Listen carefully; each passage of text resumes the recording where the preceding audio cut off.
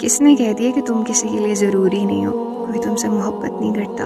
سنو پھر، اللہ تم سے اتنی زیادہ محبت کرتا ہے کہ جب اس نے تمہیں بنایا تھا نا، تو اس نے اپنی باقی ساری کریشن سے کہا تھا کہ میرے بندے کو سجدہ کرو، اور صرف شیطان نے منع کیا تھا کہ میں اس سے بہتر ہوں اور میں اسے سجدہ نہیں کروں گا۔ اللہ نے اس کو آسمانوں سے زمینوں پہ بھیج دیا تھا۔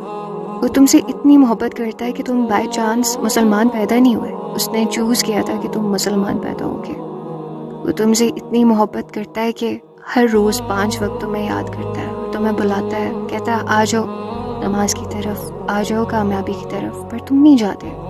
محبت میں واپسی کا انتظار ہوتا ہے، اور اللہ ہر رات خود آتا ہے پہلے آسمان پہ صرف تمہارے لیے، اور تمہاری نیند کے اندر بھی تمہارا انتظار کرتا ہے کہ کب میرا بندہ اٹھے گا اور وہ مانگے گا اور میں اسے دوں گا جو اسے چاہیے ہوگا۔